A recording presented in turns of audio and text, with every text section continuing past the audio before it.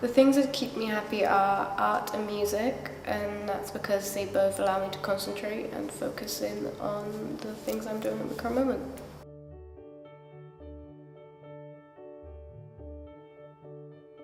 Family makes you feel like safe and at home, and friends make me laugh, and video games like help me calm down sometimes. My friends and family. Like when I play games that are like happy, I can feel like I'm in that world, and then I don't have to be mad anymore. Eating good food, exercise, good amount of sleep. Playing on my Xbox because it keeps me calm, makes me not focus on anything else that's going on. I go to the gym, keeps me active. I have family and friends that are supportive, and I have my pets that are cute and lovely. And I like playing football too because I can get up more, it's like more running around, practical stuff.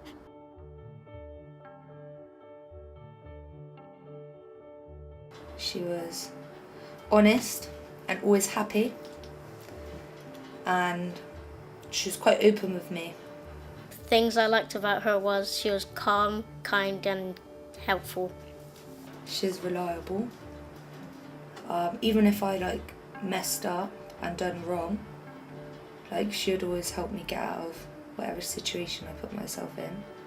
She's supportive and she's got a caring nature to her, and she's come and see me whenever you want and all that. They were very determined to get me to the goal they were hoping to get me to.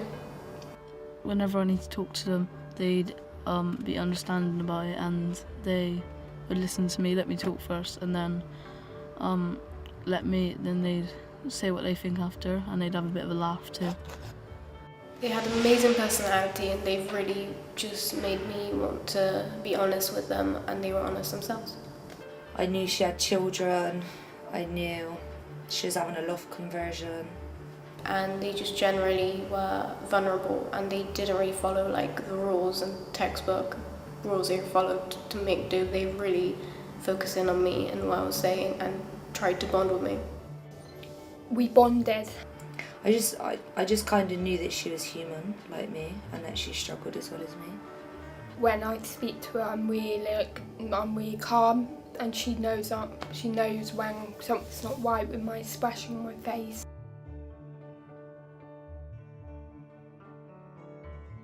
Even when I was being a bit of a naughty person, she would let me know. She would keep me in check. She'd shout at me when I needed someone to shout at me. But then she would also laugh at me when I needed someone to laugh at my jokes. If I needed space to calm down, especially if it was a hot day or something, they'd give me the space, and they'd give me space to calm down, and they'd talk to me after. They just made me feel safe. I was homeless, and I was meant to meet her at 3:00 in the afternoon, and for whatever reason I didn't, and she waited for me, and I texted her, it's been about 3:30, and I said I'm not going to get there till about 8:00, and she waited from 3 till 8:00 in the evening, after working hours, and she met up with me, and we went to a cafe, and we had a chat, and she just generally asked if I was alright. She was generally worried, if I was alright, what am I going to eat, have I got food, where am I going to sleep tonight. She knew what I needed in that time. She kept staying with me when I need support. My favourite worker suggested drums to me because they thought it'd be a good idea, a way to let my anger out.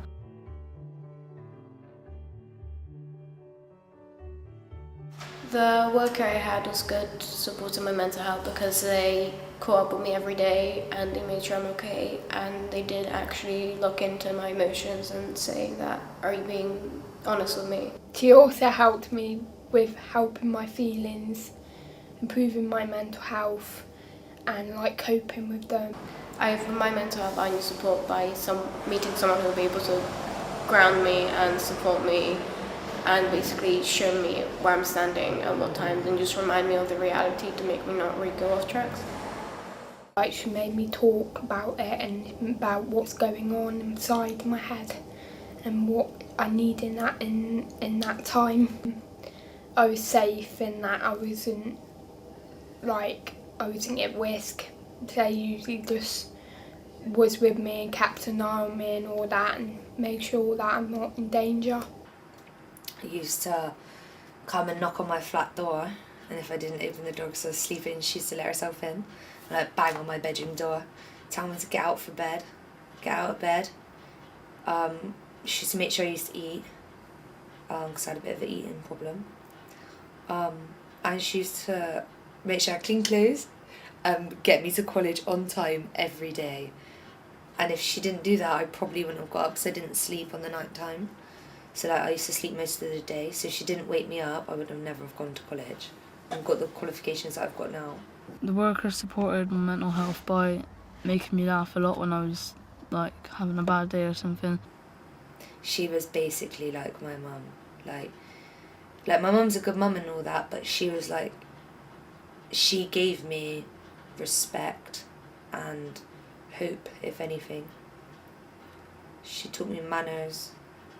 Before, I was just a disrespectful little teenager.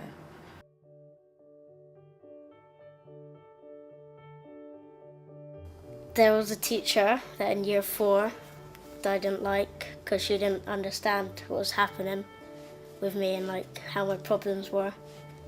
So I didn't really like her, and then I've never liked her since. For a teacher to know who I am, they need to listen and understand me.